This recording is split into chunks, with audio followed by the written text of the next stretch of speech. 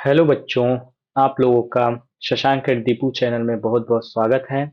आज हम लोग क्लास 10th के लिए जो वीडियोस थी मैथ की और बायोलॉजी की, उसको छोड़ के अब हम लोग एक्टिव पैसिव पे आते हैं जो इंग्लिश की वीडियो है। ठीक, अब एक्टिव वाइज और पैसिव वाइज जो होता है इसके बारे में समझेंगे डिटेल में, और इस पे जितने भी कॉन्सेप्ट बनेंगे उसको एक एक वीडियो में क्या करते चलेंगे, धीरे धीरे समझते चलेंगे। ठीक, और बाकी जो अगर मान लीजिए आपको मैथ पढ़ना है या फिर बायो पढ़ना है तो उसकी प्लेलिस्ट क्या है, पड़ी हुई है, उसको जाके आप देख सकते हैं। ठीक, तो आज की जो वीडियो है एक्टिव वाइज पैसिव वाइज को, इसको शुरू करते हैं, एकदम अंत तक बने रहिएगा। ठीक, तो एक्टिव वाइज और पैसिव वाइज पे हम आते हैं।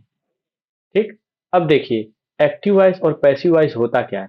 अब जैसे एक्टिव वाइज और पैसिव वाइज होता क्या है, इसको समझने के लिए आपको दो कॉन्सेप्ट समझना होगा कि एक्टिव वाइज जो होता है इसमें सब्जेक्ट की प्रधानता होती है, पहली चीज। और पैसिव वाइज में किसकी प्रधानता होती है, ऑब्जेक्ट की। तो कहेंगे कि सर सब्जेक्ट और ऑब्जेक्ट की प्रधानता का मतलब क्या है। अब जैसे मैं देखूं यहाँ पे लिखा है कि राम ने, मैं एक एग्जांपल लिखता हूँ, राम ने रावण को मारा। ठीक, एक सेंटेंस लिखा। और यहाँ पे एक और सेंटेंस लिखता हूँ कि रावण को राम के द्वारा मारा गया। ठीक, दो सेंटेंसेस लिखे, एक राम ने रावण को मारा और एक ए, रावण को राम के द्वारा मारा गया। ठीक, अब ध्यान से समझिएगा।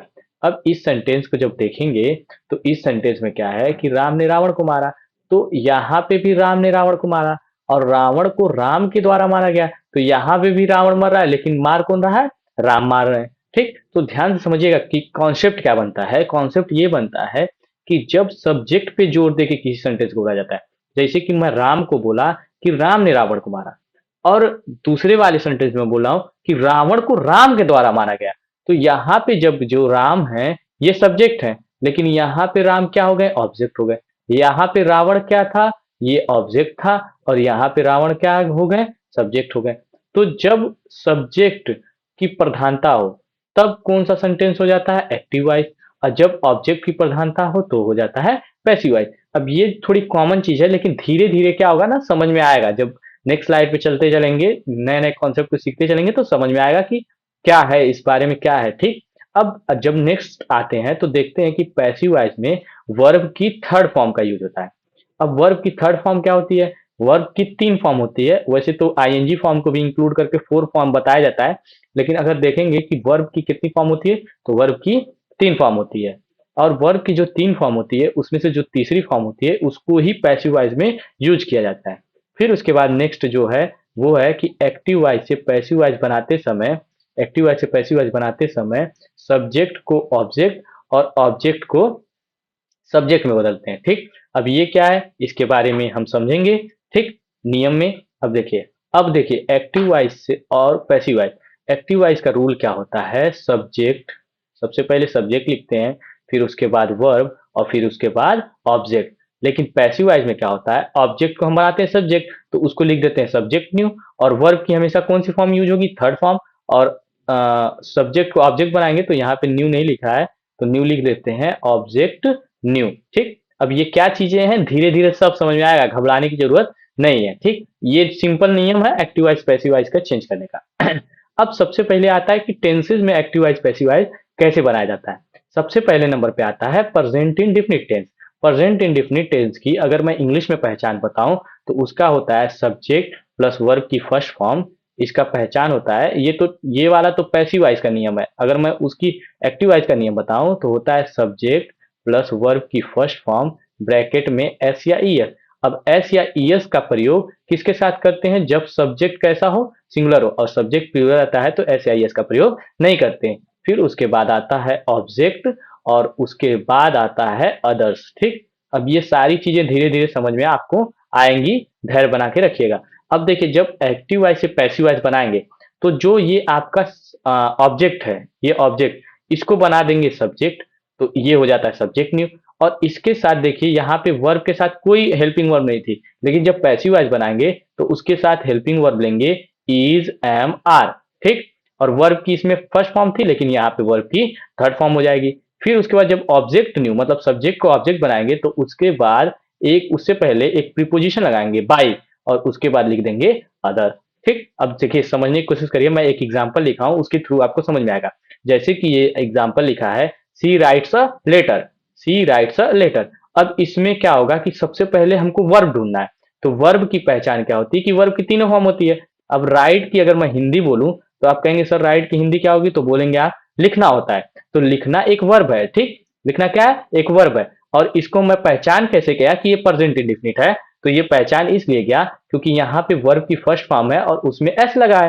तो जब ये प्रेजेंट इंडेफिनिट है तो इसी के पैसिव वॉइस के नियम से बनेगा। दूसरी चीज कि जब इसमें देखेंगे तो इसमें अगर मैं क्या या किसको लगाऊंगा, मतलब राइट से पहले क्या या किसको लगाऊंगा तो उससे मुझको ऑब्जेक्ट मिलेगा।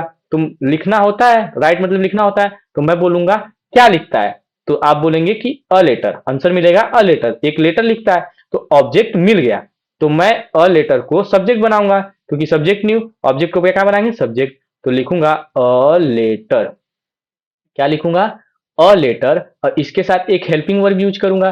तो अ लेटर सिंगुलर है तो लिखूंगा इज, अ लेटर इज, और वर्ब की थर्ड फॉर्म क्या होती है, राइट की थर्ड फॉर्म होगी रिटेन। ठीक, अ लेटर इज रिटेन। और फिर उसके बाद प्रीपोजिशन बाई का प्रयोग करेंगे, बाई, और शी जो है सब्जेक्टिव केस है, इसको मुझको बनाना है ऑब्जेक्ट, लेकिन जब ऑब्जेक्ट बनाऊंगा तो मुझको ऑब्जेक्ट केस, ऑब्जेक्टिव केस में लिखना होगा। तो सी का हो जाएगा हर। होपफुली समझ में आया होगा, a letter is written by her. अभी एक दो एग्जांपल और हैं उसको भी करने की कोशिश करेंगे। ठीक, अब देखिए, अब यहाँ पे जब आएंगे तो लिखा हुआ है कि आई टीच यू इंग्लिश। तो सबसे पहले मुझको क्या ढूंढना है, वर्ब। तो वर्ब है क्या, टीच। इससे पहले लगाएंगे क्या या किसको, क्या पढ़ाता है, इंग्लिश। किसको पढ़ाता है, तुम्हें। कहेंगे सर इसमें दो दो ऑब्जेक्ट, हाँ दो दो ऑब्जेक्ट, एक तो हो गया इंग्लिश और एक हो गया यू। तो अब चाहे यू को सब्जेक्ट बनाइए या इंग्लिश को, किसी को भी बना सकते हैं। अब मैं यू को बनाता हूं, ठीक, तो सबसे पहले मैं लिखूंगा यू। ठीक, अब यू का ऑब्जेक्टिव और सब्जेक्टिव केस दोनों एक ही होता है तो यू लिख दिया। अब इसके साथ helping verb is am are में से यूज करेंगे। तो यू है प्लूरल तो इसके साथ हमेशा आता है आर, यू आर। टीच का थर्ड फॉर्म, क्योंकि वर्ब की थर्ड फॉर्म लगती है तो लिखेंगे T A U G H T, taught, you are taught. फिर उसके बाद इंग्लिश को लिख देंगे इंग्लिश, इंग्लिश बाई, क्योंकि प्रीपोजिशन बाई का यूज करेंगे। और फिर आई का ऑब्जेक्टिव केस का क्या हो जाएगा, मी। ठीक, बन गया एकदम सिंपल। फिर उसके बाद अगला सेंटेंस है आई प्ले फुटबॉल। तो सबसे पहले मैं फुटबॉल को लिखूंगा, तो लिखूंगा फुटबॉल, फुटबॉल, क्योंकि अब फुटबॉल लिख दिया, क्या खेलता है, फुटबॉल। तो फुटबॉल ऑब्जेक्ट मिल गया तो इसको बना दिए सब्जेक्ट। इसके साथ लगाऊंगा इज, प्ले का हो जाएगा थर्ड फॉर्म प्लेड। फिर उसके बाद बाई, प्रीपोजिशन बाई, आई है सब्जेक्ट, इसको बनाएंगे ऑब्जेक्ट। तो जब ऑब्जेक्ट बनाएंगे तो आई का हो जाएगा ऑब्जेक्टिव केस मी। ठीक, होपफुली ये दोनों सेंटेंसेस आपको समझ में आए होंगे। अगर एक से दो बार देखेंगे एकदम सब क्लियर हो जाएगा। ठीक, अब उसके बाद आता है some active voice to change passive voice. ये जो चारों है मैं आपकी होमवर्क के लिए लिखा हूं। तो अगर आपको समझ में आया हो तो इन चारों को बना के कमेंट बॉक्स में क्या करिए, ड्रॉप कर दीजिए। जिसका सही रहेगा उसके कमेंट को मैं पिन कर दूंगा। ठीक, अब मिलते हैं नेक्स्ट वीडियो में, तब तक के लिए जय हिंद। और मैं एक चीज कहते हुए जाऊंगा कि आप लोग को अगर अच्छी लग रही हो वीडियो तो शेयर जरूर करिए। ठीक, तब तक के लिए जय हिंद।